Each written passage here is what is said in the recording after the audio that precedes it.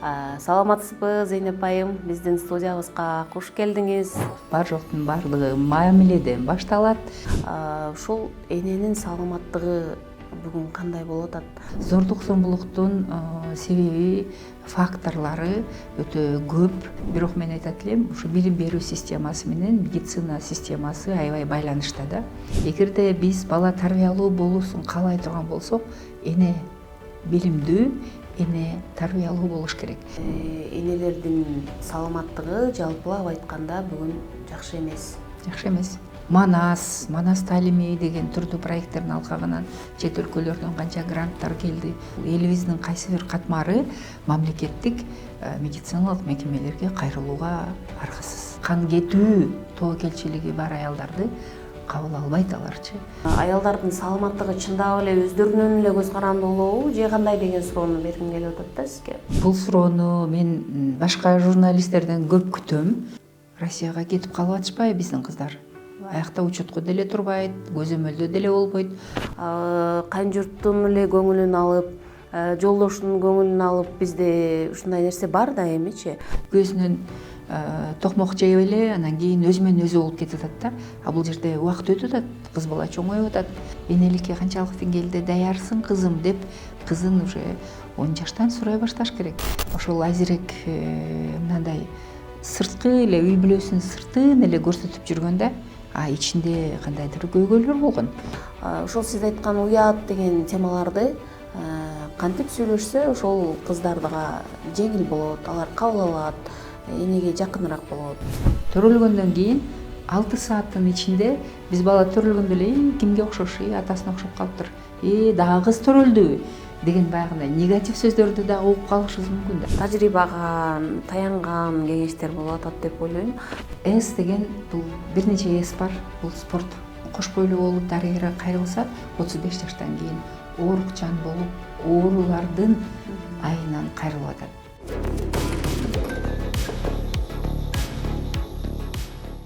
Саламатсыздарбы, урматтуу теле көрүүчүлөр? Сонун подкасттын кезектеги чыгарылышы сиздердин назарыңыздарда. Көрсөтүүнү мен журналист Гүлжан Ажыматова алып барам. Биз дайымкыдай эле сиздерге сонун бир мотивация болсун деп өзүнүн иш аракети менен жана ошондой эле үлгүлүү коомдо кайсы бир деңгээлде өзүнүн таасири бар инсандарды чакырып, атайын ушул баарлашууну уюштуруп келебиз. Бул иреттагы биз ушул бүгүнкү күндө эң актуалдуу болуп жаткан медицина, эне жана ошондой эле баланын саламаттыгы тууралуу сүйлөшүүнү тура көрдүк.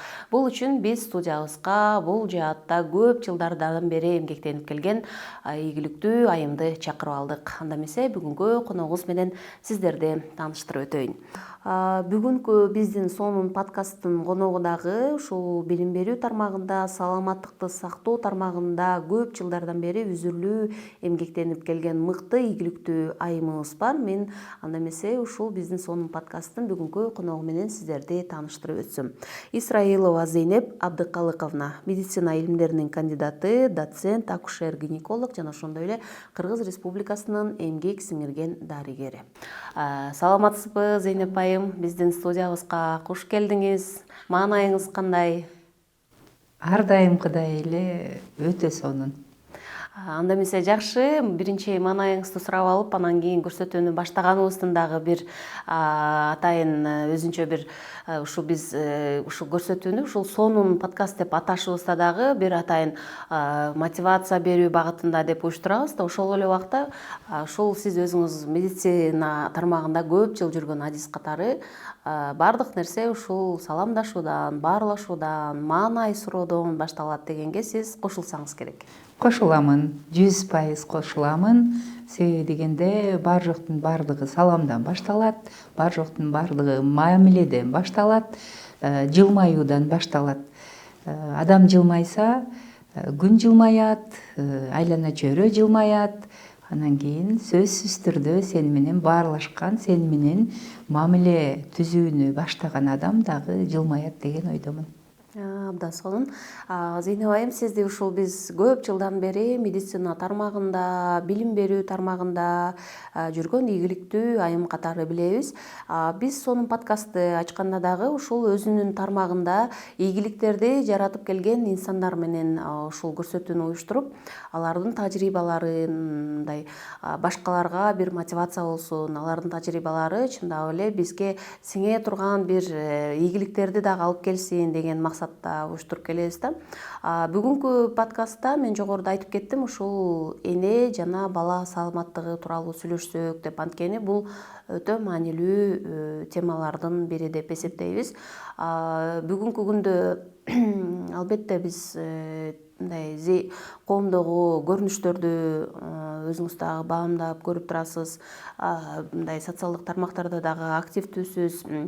Ушул жактарын дагы белгилеп атайын, ушул студияга чакырып атабыз да.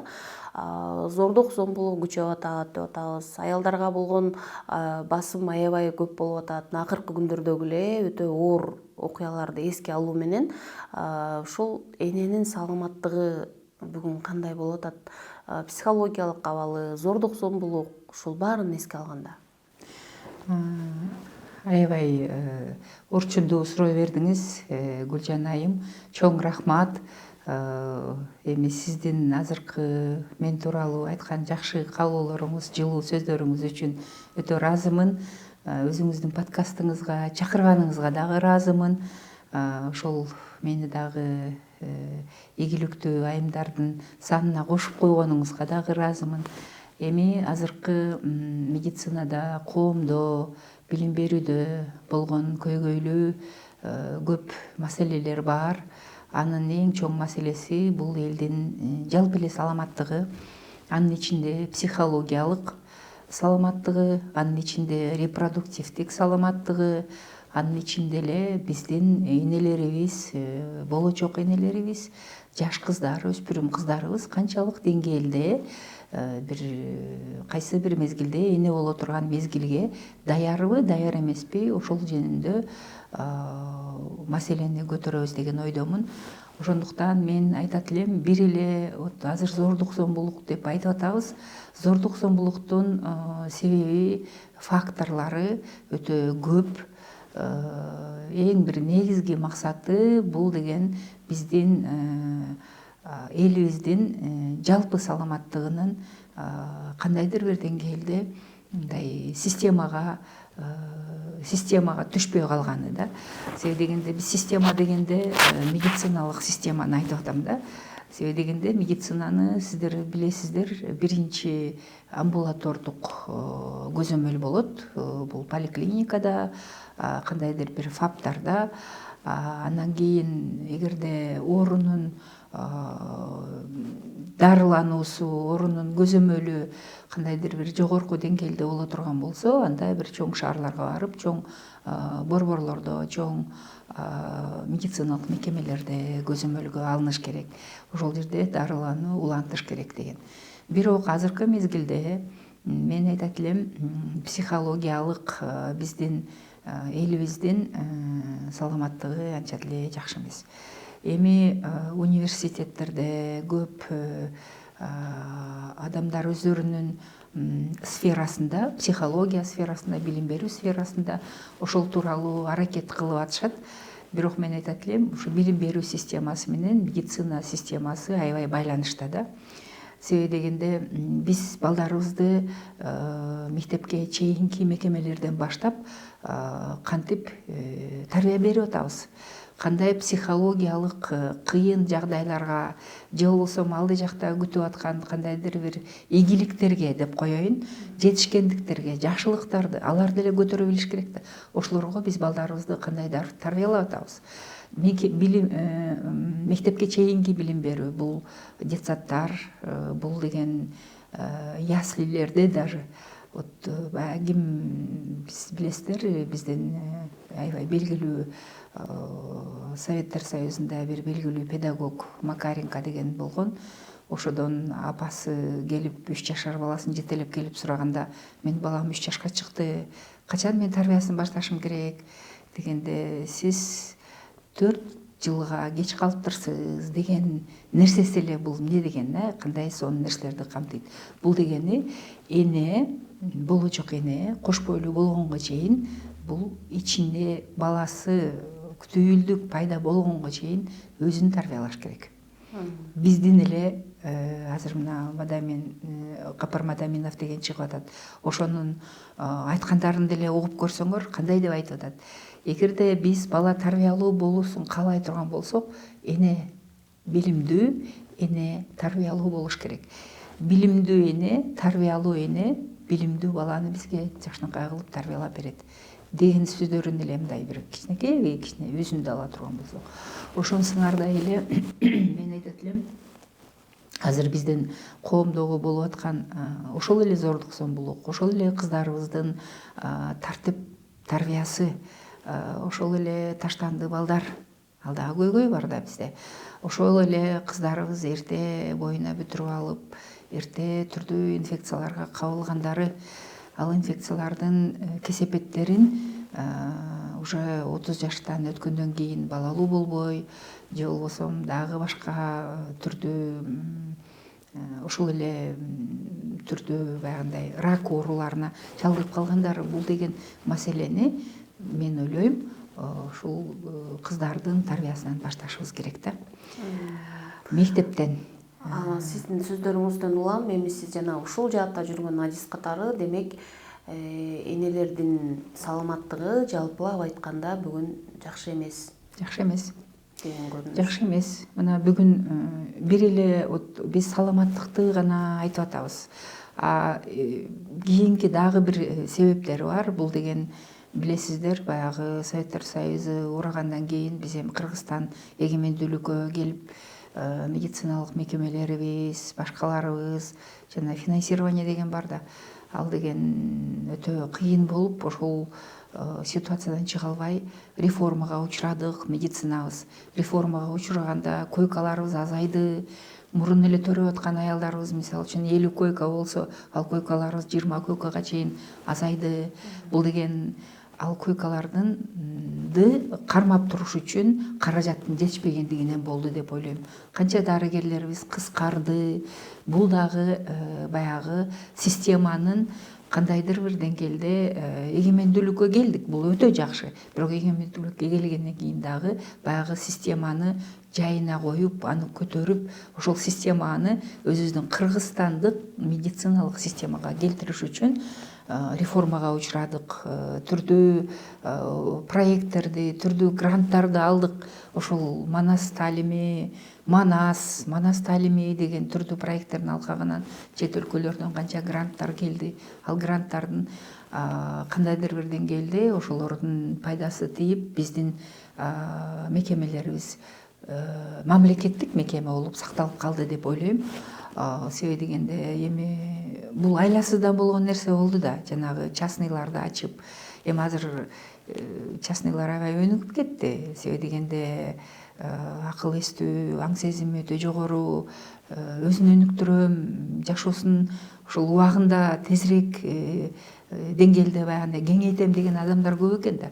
Анан эми мамлекеттин айлыгын карап отуруп, мамлекеттин реформасын карап отургандар, карап отура албагандар өздөрүнүн частныйларын ачып, частныйлар жанагындай жеке мекеме, жеке медициналык мекемелерин өнүктүрүп алгандар дагы өтө көп болду да.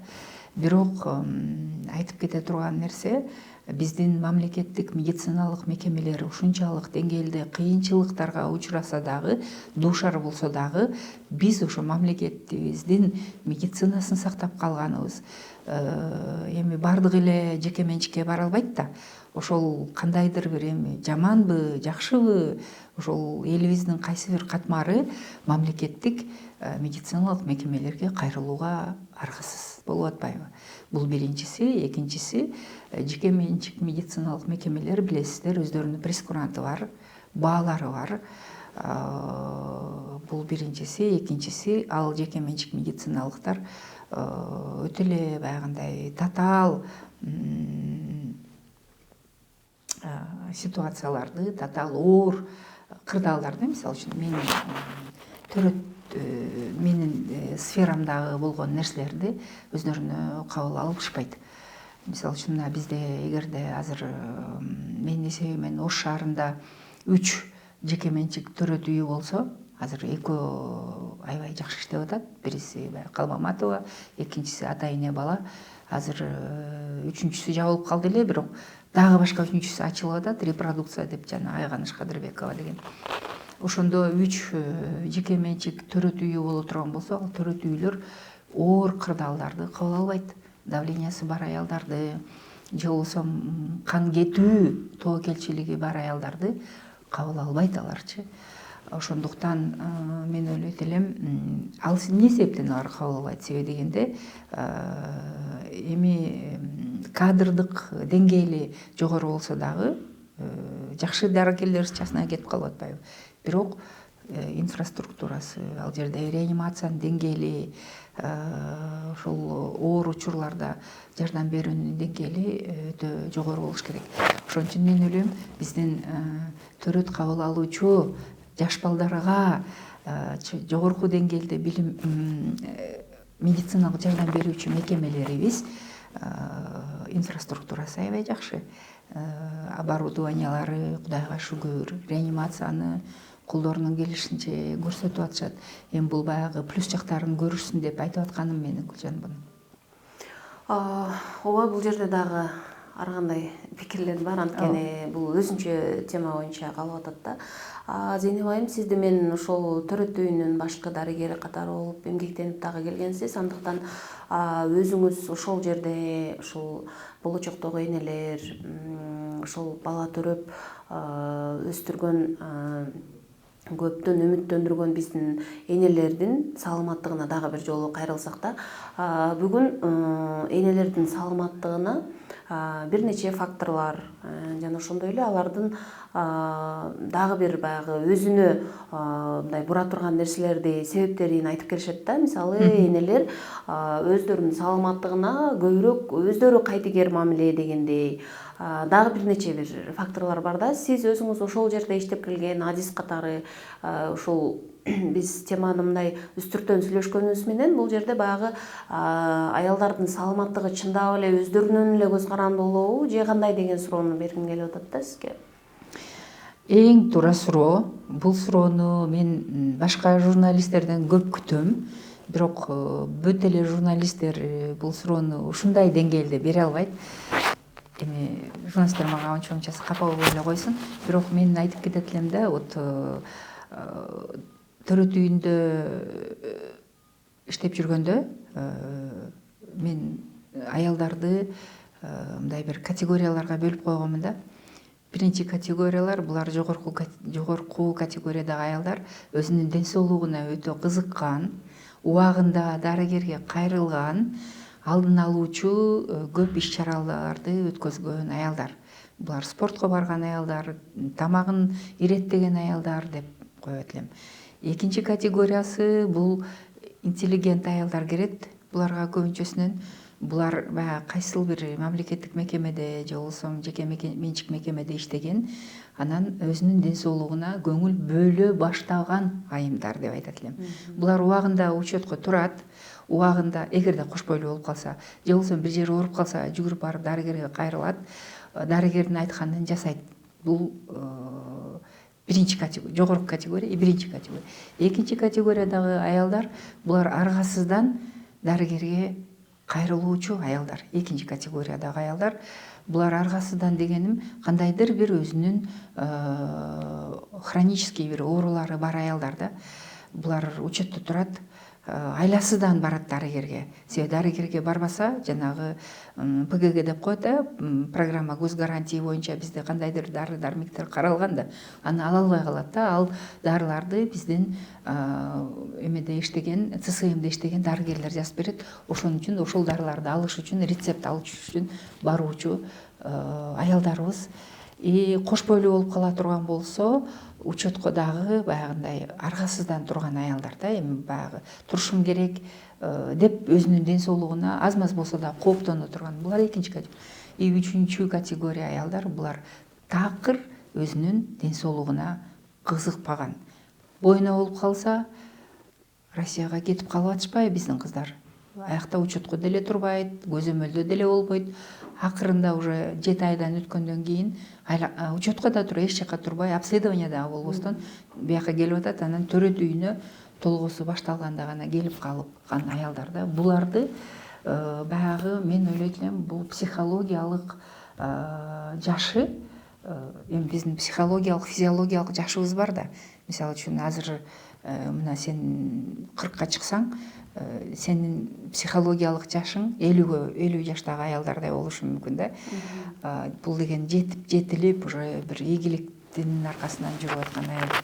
Ошон үчүн мына эң акыркы вот 2-нчи категориядагы аялдар, булар көбүнчөсүнөн көп төрөт үйүнө кайрылганда ушулар көпчүлүк где-то бир 30% түзүп калып атат. Өзүнүн ден соолугу жөнүндө, өзүнүн баласынын ден соолугу жөнүндө, өзүнүн ошол баласын кароо боюнча, өзүнүн ден соолугуна кам көрүү боюнча билими жок аялдар деп айтмакмын да. Ошон үчүн 30% бул өтө көп, примерно 30%. Себеби дегенде биз изилдөө жүргүзгөнбүз. Мен баягы диссертациямы жазып атканда изилдөө жүргүзгөндө биз баягы өспүрүм кыздарды айылдарга барып, өспүрүм кыздардыга тренинг өткөзүп, анан кийин аларды изилдөө кылганбыз да. Ошол мезгилде биздин ошол жалпы айтканда 38% өспүрүм кыздарыбыз, ошол область боюнча 38 кыздарыбыздын ден соолугу жакшы болбой энеликке келип атат деген бүтүмгө келгенбиз да. Бул деген гинекологиялык оорулары бар кыздар, бул баягы айызынын бузулушу, бул деген баягы жалпы соматикалык оорусу бар. Бул деген бөйрөгү ооруган кыздар, жүрөгүндө кандайдыр кемтиги бар кыздар, каны аз кыздар, дагы башка оорулар, даже сахар, кант диабети деле жашарып атпайбы? Ошон үчүн биздин төрөт үйүнө кайрылганда ушул 4 категорияга бөлүнгөн аялдар кайрылат демекмин да. Анан ошон үчүн дагы бир ушул суроону эмне себептен мен аябай жакшы суроо бердиңиз дегеним, кыздардын өзүнүн ден соолугуна кам көрүү болгон билимин жогорулатышыбыз керек деген дагы бир бүтүмгө келмек. Рахмат, мен дагы бул сиздин пикириңизге чындап эле кошулам. Бизде салыштырмалуу сиз баягы өлкөнүн түндүк тарабында дагы эмгектенип келген экенсиз. Ошо сиздин өмүр баяныңыз менен таанышып өтсөмчү, айтайын дегеним мындай салыштырмалуу бир өзүңүздүн баягы иликтөө анализ же баягы байкооңузду жүргүзө аласыз да. Мисалы бизде түштүк жергесинде көбүрөөк кыздарга ошол эле келин болгон кезде алар кайын журтунан, жолдошунан дагы алар өздөрүнүн саламаттыгына көңүл буруусу алардан дагы бир аз мындай көз каранды болуп калабы. Бирок биз аларды карап отурбай, ал нерселердин баарын артка коюп, кандайдыр бир жакшы жолдор менен ошол өзүнүн саламаттыгына көңүл бурууда, мисалы ошол жаш келиндер, жаңы боюнда болгон келиндер тууралуу айтайын деп атам да. Ушул убакта алар жана сиз эсептеп кеткен категориялардын алдына эң жогоркусуна же болбосо жок дегенде экинчисине мындай илешип калыш үчүн эмне кылыш керек дейм да. Мисалы кайын журттун эле көңүлүн алып, жолдошунун көңүлүн алып, бизде ушундай нерсе бар да эмичи. Ошол келин эмне кылыш керек ушул учурда? Биринчиден мектеп курагына жеткен кыз, 1-чи класска барган кызды биз уже репродуктивдик саламаттыгы жөнүндө ойлоно башташыбыз керек. Кыз бала жыныстык тарбияны үйдөн алыш керек, ападан алыш керек деп ойлойм мен. Апа, баягы эле Капыр Мадаминовдун сөзү да, апа билимдүү, тарбиялуу болгон зарыл. Себеби дегенде өзү кыз баланын жыныстык тарбиясын бере албай турган эне апасынан ала албаган тарбияны кыз бала башка жактан издей баштайт. Себеби дегенде азыр эми мына физиологиялык өзгөрүүлөр биздин кыздарда 8-10 жашта башталат. 8-ден 10 жашка чейин, 12 жашка чейин кыздарыбыздын айызы келе баштайт. Бул деген 8 жаш 2-чи класс, 3-4-класстан. апа ойлойт, мен мектепке берип койдум, курсагын тогузуп койдум, кийимин кийгизип койдум, болду, мен ушу менен тарбия бүт. Жок. Тарбияны биз уже кыз бала мектепке барып өзүңүнө кам көрүүсүн башташыбыз керек. Бул кам көрүү деген эмне? Бул убагында таарат алганды үйрөтүш керек кыз балага, убагында ички кийимди алмаштырганды, убагында душ кабыл алганды, анан кайсы косметиканы колдонсо болот, кайсы кийимди мектепке кийиш керек, кайсы кийимди үйгө кийиш керек, кайсы кийимди сыртка ойногону чыкканда кийиш керек. Ошолордун баардыгын кыз бала үйдөн тарбия алыш керек. Мен эми баягы башынан баштап атам да. Андан кийин 2-класска, 3-класска келгенде кыз бала уже уга баштап, жанындагы кыздардын айтып атышат кыздар. Менин айызым келди депчи. Ошол убакта кыз бала келип, апасынан коркпой, апасынан сураш керек. Айыз деген эмне дегенде, апасы ошол суроого биринчиден даяр болуш керек, бирок ошол суроо бергинчең эле кыз балага айтыш керек. Кызым, сен 8ге чыктың, азыр сенин айызың келиши мүмкүн. Сенин дене мүчөлөрүң өзгөрөт. Сен деген айызың келгенде мындай гигиеналык иш-чараларды өткөзүшүң керек деп апа майдалап кызга айтып бериш керек. Ошон үчүн биз айтып атабыз, азыр зордук, зомбулук менен кызда аялдарыбыз балдарынын тарбиясына деле көңүл бөлбөй калды. Көзүнөн токмок жеп эле, анан кийин өзү менен өзү болуп кетип атат да. А бул жерде убакыт өтүп атат, кыз бала чоңоюп атат.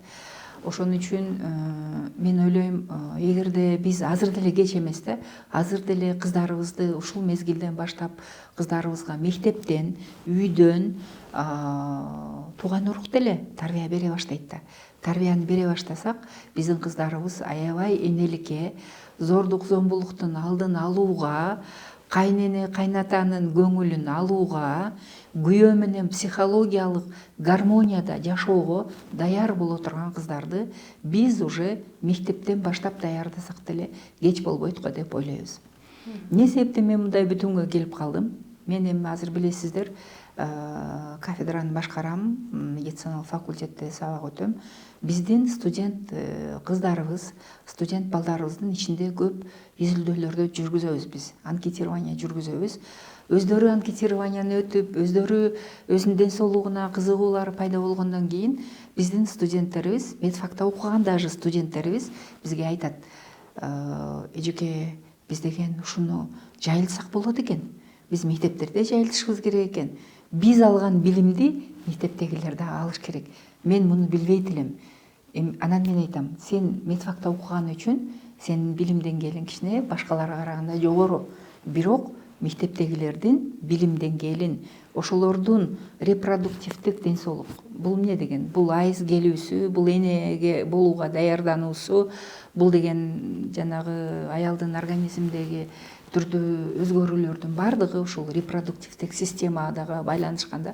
Ошолор жөнүндө маалыматты биз мектептерде айтышыбыз керек деп биздин балдар, кыздарыбыз аябай кызыктар да бугачы. Анан мен айтам, макул, силер команда топтогула деп туруп, бизде азыр биздин кафедрада кружок бар.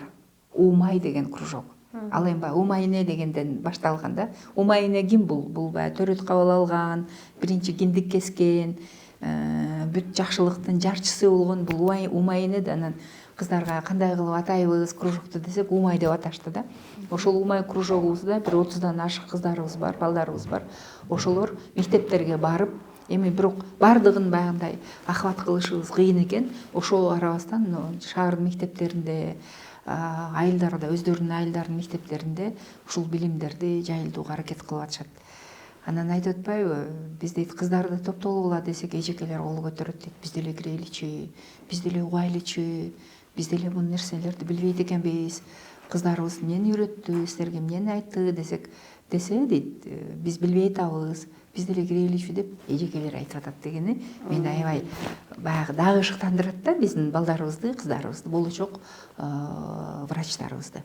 Ушул жерде Зейнеп айым, мугалимдер өзү кызыктар болуп атканы бул үйдө эненин, ошол эле мугалимдердин билими аздыгынан, анан бул нерсе уят, бул нерсени биз айтпайбыз дегенден улам келип чыгып атабы деймин да. Ошондуктан мен баягы башында эле подкастыбыздын башында айтпадымбы, биздин кыздарыбыз психологиялык даяр эмес эне болууга. Эне бул өзүнүн организмдеги өзгөрүүлөрдү өзүнө келген тоскоолдуктарды башынан өткөзгөн көйгөйлөрдү кызына каалабайт да. Ошон үчүн кызына айта кетиш керек да ошонучу. Кызым, мен мынткемин, мен мындай тоскоолдуктарга туш келгенмин, көйгөйлөр болгон, сенде ушундай болбош үчүн биз мынаны жасашыбыз керек, мынаны аткарышыбыз керек деп. Ошон үчүн мен ойлойм, баягы аялдарга биз тренинг өткөнү барганда, аялдарга билим бергени барганда дагы биз ушуларды айтабыз. Кыздарыңар менен сырдашкыла. Кыздар менен көп темада сүйлөшкөнү, тема аябай көп да кыздар менен сүйлөшкөнү. Бул туура тамактануу, бул деген ошол эле энеликке канчалык деңгээлде даярсың кызым деп кызын уже 10 жаштан сурай башташ керек. Кызым, сен деген тамак даярдай албайсыңбы? Кел экөөбүз чогуу даярдайбыз. Кызым, сен мынаны жасай албайсыңбы? Кел экөөбүз чогуу жасайбыз. Же ошого окшогон маселелер да. Анан көп энелер айтат да, менин апам, сиз жана туура айтып кеттиңиз, менин апам муну айткан эмес, мен апама муну айтканды коркчумун депчи. Анан мен айтам, сенин кызың да ошентип чоңоюшту каалайсыңбы? Азыр эми ызы чуу болуп атпайбызбы? Эмне себептен айзирээк ушул зордук зомбулукка туш келди. Апасы ыйлап атат, атасы жошмомун киши экен, баары кайгырып атат. Бирок деген ошол айзирээк мындай сырткы эле үй бүлөсүнүн сыртын эле көрсөтүп жүргөн да, ичинде кандайдыр көйгөйлөр болгон. Материалдык жактан канчалык жетишкендик болгон учурда дагы ал кыз жабыркаган кыз болгон. Себеби дегенде эми биз канчалык деңгээлде экенин мен айта албайм, бирок деген мен ушундай эле бүтүмгө келип койдум. Себеби дегенде ушунчалык зомбулук менен, зордук менен өлтүрүп, атып салып, анан аны дагы өзү машинасына салып алып, ага ушунчалык адамдын мындай зөөкүрлүк керек деп ойлойм да. Бул өтө зөөкүрлүк менен жасалган кылмыш да. Ошондуктан туугандары сыртын гана билген да булардын. Ичинде психологиялык жактан кандай көйгөйлөр болгон, эмне болгон, аны биз айта албайбыз да. Айзирээк өзү менен алып кетти ал нерселердин баардыгын, ал көйгөйлөрдүн баарын. Эми аны эч ким билбейт. Аны эми сыртынан гана ушул зөөкүрдү актаганы аракет жасайт. Кошуналар деле ошондой кылып атышпайбы? Мына мен көрдүм, атайын эле көрдүм ютубта. Ошондуктан биздин кыздарыбыз ошондой зордук зомбулукка дуушар болгондо кайга кайрылышыбыз керек, эмне кылышыбыз керек? Биринчи кайрыла турган нерсе бул эне. Биринчи кайрыла турган жардам күтөт. Кыз бала кимден жардам күтөт? Энеден жардам күтөт. Ошон үчүн эне менен кыз өтө баягындай байланышта, өтө тыгыз байланышта болуш керек деп ойлойм да. Мен сиздин сөзүңүзгө кошулам, бирок ошол эле убакта эне менен кыздын ортосундагы ажырым өтө чоң болуп калды бүгүн десек болот да. Сиз айткандай эне менин кызым курсагы тоюп атат, мектепте жүрөт, окуусун окуп атат, билим берип атам, аны бүтүн баары жайында депчи.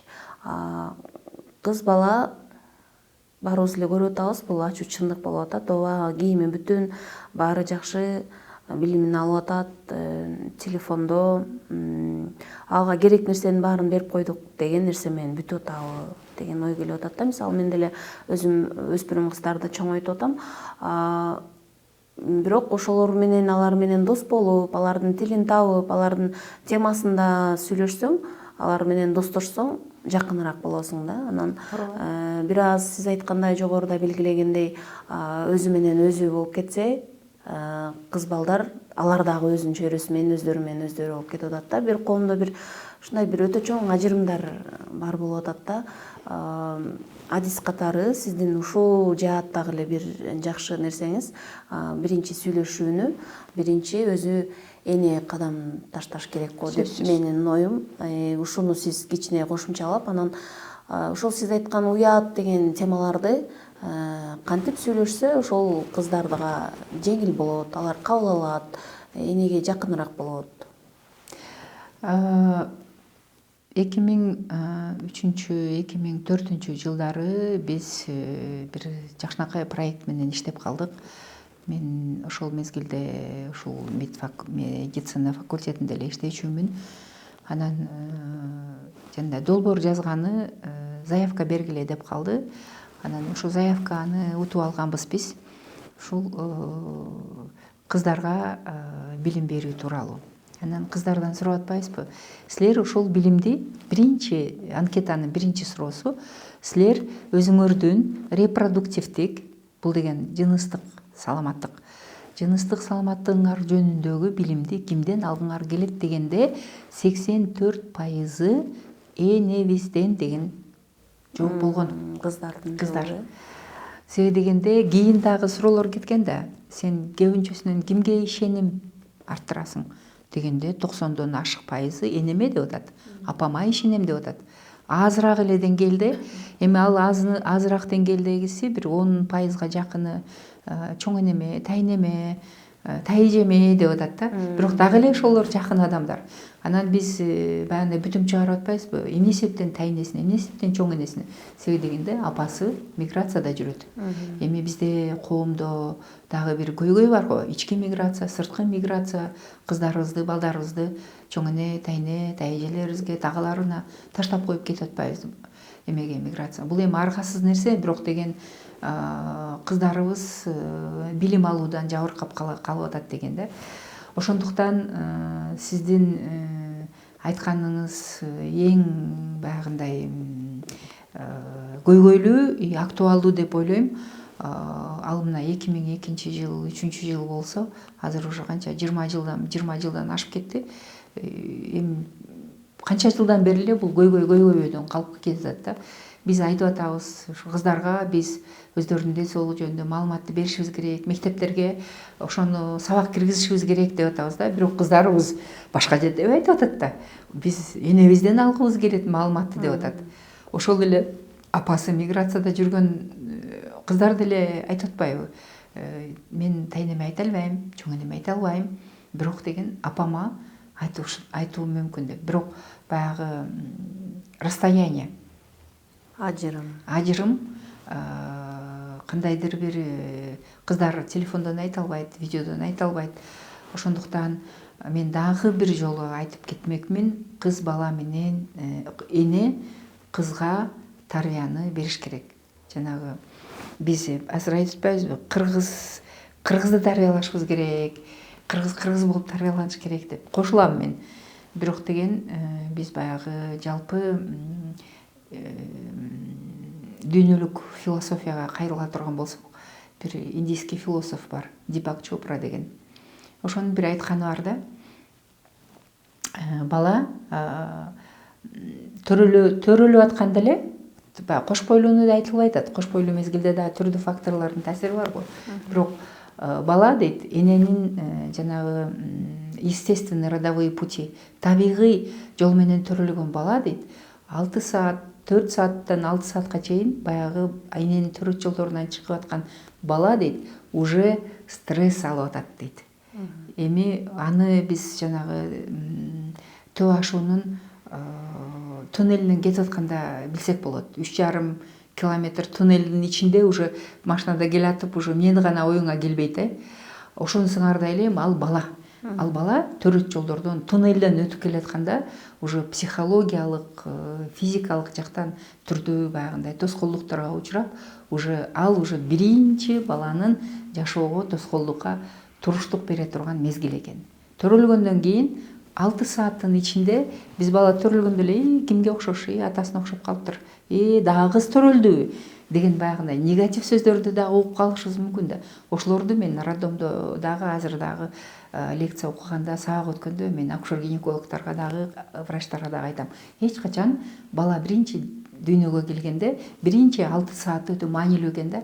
Кандай кабыл алды? Аны позитив менен кабыл алдыбы? Жакшы келипсиң, куш келипсиң, сен ырыскылуу бала болосуң, сен ыймандуу бала болосуң, биздин үйгө береке алып келген бала болосуң, ак жолтой болосуң деп кабыл алган акушер-гинекологторду көбөйүшүн каалайм деп мен даже кабыл айтканда ошентип айтамын да. 6 сааттан кийин уже бала 6 жашка чейин үйдө как хан болуп жүрүш керек. Анын айткан деген закон. Япондор деле ошентип тарбиялап атпайбы? Вот индийский философияда деле ошентип айтылып атат да. 6 жашка чейин бала хан экен. Анын айткан деген нет деген сөз жок болсага болбойт деген сөздү айтпашыбыз керек экен. Ал сөздү биз башкача кылып балага айтышыбыз керек экен. Андан кийин 6 жаштан 12 жашка чейин сен аны менен дос бол дейт. 14 жашка чейин. Эмнеге дос бол деп атат? Жана сиз өзүңүз айтып келдиңиз, кыздарды тарбиялап атам деп.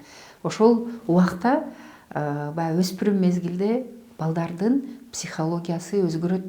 Бир эле психологиясы эмненин негизинде өзгөрөт? Физиологиянын негизинде өзгөрөт. Гормон бөлүнүп чыгышы, жыныстык гормондор, башка гормон чыгаруучу органдардын башкача деңгээлде иштеши болгон үчүн 6 жаштан 14 жашка чейин биз балага башкача мамиле жасашыбыз керек. Айтып атпайбыз, бул переходной возраст депчи. Вот именно ошол переходной, ошол өспүрүм мезгилде биз дос болушка аракет кылып атам деп атпайсыңарбы? Ошол өтө маанилүү да. Андан кийин 14 жаштан кийин уже кеч болуп калат. Себеби дегенде уже психология калыптанды, физиология, гормондор баары калыптанды. Уже 14 жаштан кийин уже биз уже башкача чоң адамдарга мамиле кылгандай мамиле кыла башташыбыз керек. Силер аны уже эгерде психологиялык жактан эч кандай бир проблемасы жок боло турган болсо деп айтмакмын. Рахмат сизге. Чындыгында баягы тажрыйбага таянган кеңештер болуп атат деп ойлойм. Биздин өзү сонун подкастта биз ушул көбүрөөк келген өзүбүздүн ар бир жааттагы мыкты адистерден мындай тажрыйбалар менен бөлүшүп калайлы, жашоодо аларды өзүбүз колдоно билели деген максат болот да, негизи эле максат. Бүгүн ушул эне саламаттыгы тууралуу менен сүйлөшүп атабыз. Эне саламаттыгынан биз айтабыз, баягы эне аман, бала аман депчи. Бүгүн айтайын дегеним, саламаттыкты биринчи ушул жаш энелерге бул кеңеш болсун сизден. Биринчи эмнеден башташ керек? Жаш энелер биринчи өзүнүн репродуктивдик, жыныстык ден соолугу боюнча маалыматтуулугун жогорулатуудан башташ керек деп ойлойм. Себеби дегенде ал билим ага өзүнүн ден соолугуна кам көргөнү жана баласынын ден соолугуна кичинекейинин кам көргөнү жардам берет деп ойлоймун. Бул биринчиси. Экинчиси, бул медициналык мекемеге барганда ал аял эмне деп суроо берүүсүн, кандай көйгөй менен баратат, ал көйгөйдү өзү чече алабы, медициналык кызматкердин жардамысыз эле чече алабы деген суроону өзүнө берип анан кийин барыш керек деп ойлойм. Үчүнчүсү, эгерде ошол медициналык кызматкерге барса, врачка, бул жеке менчик болобу же мамлекеттик мекеме болобу, бул айырмасы жок. Ошол жерде убакыттын тар болгонуна байланыштуу аябай мындай биз эме деп коебуз го, өтө лаконично деп коебуз орусча айтканда. Өтө кыска, нуска суроосун берүүгө даяр болуш керек. Ошентип өзүн тарбиялаганы үйрөнүш керек деп ойлойм. Ошондо гана кыз бала өзүнүн ден соолугуна, жакшы кыз бала, аял киши өзүнүн ден соолугуна кам көрөт. Анан биздин кыздарыбыздын азыр баягы мен катмарга бөлүп кетпедимби, категорияга бөлүп кетпедимби? Мен ойлойм, ушул подкастты угуп аткан аялдар ошол категорияга, кайсы категорияга барышын өздөрү чечип алыш керек да. Себеби дегенде маалыматтуулук, билим алуу азыр ушунчалык жеңил болуп калды. Интернет, Google деген бар, дагы башка деген толтура ар жерден алса болот да. Ошондуктан бул бир. Экинчиси, социалдык тармактардан сырткары азыркы биздин дарыгерлерибиз, азыркы биздин мындай атайын подкаст уюштуруп атасыңар, булар дагы баягындай деңгээли башкача билим берүүчү инструмент деп ойлоймун да. Зейнеп айым, биз көрсөтүүбүздүн аягында ар дайым ушул фишка катары сизден сонун сөздөр болсун деген суроону салттуу түрдө узатып келебиз. Чындыгында сиздин ушул медицина тармагында, билим берүү тармагында ушул өзүңүздүн бай тажрыйбаңызга таянып, сизден чындап эле ушул биздин жалпы эле теле көрүүчүлөргө, бизди сонун подкастты көрүп аткан көрүүчүлөргө бир жакшы шыктандыруучу сөздөр болсун. Сиз ушул медицина тармагында өзүңүз жогоруда айтып кеткен кеңештерди өзүңүз колдонуп аткан адам катары мен сурагым келип атат да. Туура тамактануу бүгүн өтө маанилүү болуп атат. Көпчүлүгүбүз спортко көңүл буруп атабыз. Алардын мааниси канчалык экенин билгенден кийин анан бул кадамга барат экенбиз да. Мисалы мен аны өзүм башыман өткөрүп анан айтып атам да. Ошон үчүн биздин көрүүчүлөргө жалпы эле сизден ушул жакшы жашоого баарыбыз эле умтулабыз да. Жашообузду жакшы кылууга, сонун жашоого баарыбыз умтулабыз. Ошол кадамдар кантип башталыш керек? Мен эртең менен турганда дайым айтам да, Кудайга шүгүр, күндү көргөнүбүзгө шүгүр.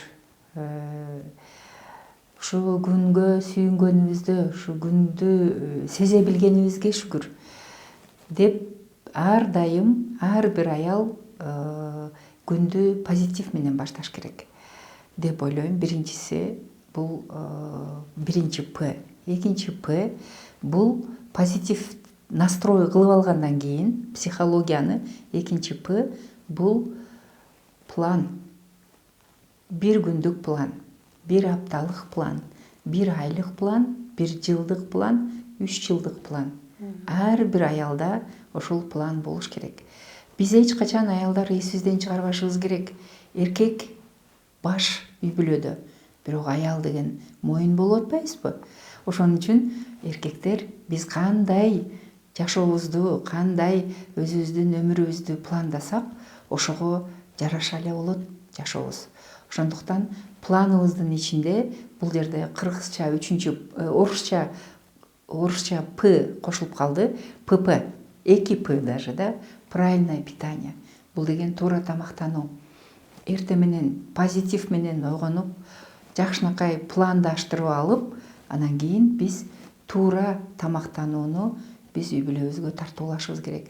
Себеби дегенде дасторконго аял киши эмнени койсо, үй бүлөңүздүн мүчөлөрү ошону жейт. Ошондуктан сиз ал дасторконго койгон нерсеңизди позитив менен сугарып, туура нерселерди дасторконго койсоңуз, бул деген сиздин үй бүлөңүздүн мүчөлөрүнө аябай көп жакшы нерселерди алып келмекчи. Кийин башка тамгалар кошулуп кетип атат. Кийинкиси бул билим. Ар бир аял киши суткада 24 саат болсо, өзүнүн билимин өркүндөтүү үчүн 1 саат жумшаш керек. Мен студенттерге деле айтам.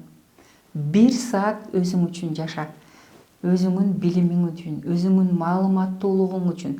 Бул деген соткада отуруп алып эле түрдүү нерселерди окуган эмес, сенин өнүгүүңө, өсүүңө, анан үй бүлөңүн бир кандайдыр башка деңгээлде, башка тепкичке чыгуусуна жардам бере турган билимди алыш керек да. Анан кийинкиси С деп коет. Орустарда көп эстер бар. Аны мен өзүңүзгө секрет боюнча айтып берем. Гүлжан айым, бул ушул мени бул жака чакырганыңыздын баягындай ыраазычылыгы болуш үчүн. С деген бул бир нече С бар. Бул спорт. Анан как акушер-гинеколог катары, Кыргыз Республикасынын эмгек сиңирген дарыгери катары, студенттерге билим берип аткан доцент катары дагы бир эң чоң Сти аял киши эстен чыгарбаш керек. Ал дагы ден соолукка өтө жакшы пайдасы келтире турган. Бул деген кайсы С экенин жакшы түшүнүп атасыздар. Сексти эстен чыгарбаш керек. Эми буну азыр жаш балдар көрөбү, кыздар көрөбү, бирок мен көбүнчө ойлойм, сиздин сонун подкаст аудиторияңыз көбүнчөсүнөн жаш аялдар, жаш кыздар. Анан биз азыр дагы бир нерсени айтып кеткен жокпуз. Бул деген аялдардын жашы 35тен өткөн аялдардын ден соолугу жөнүндө айтпадык. Бирок аны мен айтпай кетүүгө акым жок. Себеби дегенде гинекологдордун, дарыгерлердин көбүнчөсүнүн пациенттеринин санын ошол 35 жаштан жогорку аялдар түзүп атат. Эгерде аял киши 35 жашка чейин төрөп, анан кош бойлуу болуп дарыгерге кайрылса, 35 жаштан кийин оорукчан болуп, оорулардын айынан кайрылып атат. Бул бир 35 жаштан 50 жашка чейин аялдар. Анан 50дөн өткөн аялдар жөнүндө дагы биз айтып коюшубуз керек. Себеби дегенде 50гө чыккан аял бул балдарын чоңойтуп, тарбиялап, кандай тарбияласа дагы, кандай билим берсе дагы, кандай тарбия берсе дагы, аны чоңойтуп, үйлөп, жайлап, неберелүү болуп калган аял, 50дөн ашкан аял. Анан өзүнүн ден соолугуна эми кам көрөйүн деп аткан мезгилде эле сонун репродуктивдик проблемалар башталат. Сонун деген бул кавычкадагы. Бул деген климактериялык түрдө маселелер башталып атат. Ошондуктан ушул подкастты көрүп аткан 50дөн ашкан аялдар болсо, 50гө жете элек аялдар болсо, мен ойлойм, ошол проблемаларга жеткизбейт, ошол көйгөйлөрдү өздөрүнүн башынан өткөзбөйт го деген ойдомун. Эми менин каалоом силердин аудиторияңарга, ушул бизди көрүп аткан, бизди угуп аткан сиздин аудиторияңызга кааларым ар мезгилде жанагы мен айткан пыларды жашоосунда болсун, мен айтып аткан сыйлар жашоосунда болсун, ден соолук болсун, репродуктивдик ден соолук болсун. Ар бир аял төрөш керек, ар бир аял энелик бактысын көрүш керек. Ар бир аял кыз өстүрүп аткан аял кыз баланын эне болуп чоңойгонун көрсүн, бактылуу эне болгонун көрсүн деппиз. Анан сиздин подкастыңызга кааларым өнүгүү, өсүү. Бул аудиторияңыздын өтө көбөйүшүн каалайм. Өзүңүз кыздарды чоңойтуп атпсыз. Ал кыздар бактылуу болсун, ыймандуу, ырыскылуу, сиздин үйүңүзгө көп ак жолтой жакшылыктарды алып келген кыздардан болсун деп каалап кетет элем. Чоң рахмат. Ол менен дейли мындай каалоо тилектерге Зейнеп эже сизге дагы ыраазычылык билдирип өтөйлү. Мен ойлоп калдым, бүгүн ушул эне саламаттыгы тууралуу эле сүйлөштүк. Албетте убакыттын өтө тар болуп калышы болду. Сиз ушул телекөрүүчүлөр менен, биздин көрүүчүлөр менен дагы мындай жакындан баарлашып сүйлөштүңүз. Андыктан кийинки берүүлөргө дагы бир ирет чакырып, сиз менен бул теманы өзүнчө дагы бир улантсак болчудай деп ойлоп калдым. Анткени убакыттын тардыгынан көп темалар дагы калып кетти го деп ойлоп атам да. Кантсе дагы бүгүн ушул эненин саламаттыгына болгон сиздин кеңештериңиз бизге жана ошондой эле биздин көрүүчүлөргө пайдалуу болду деп эсептеймин.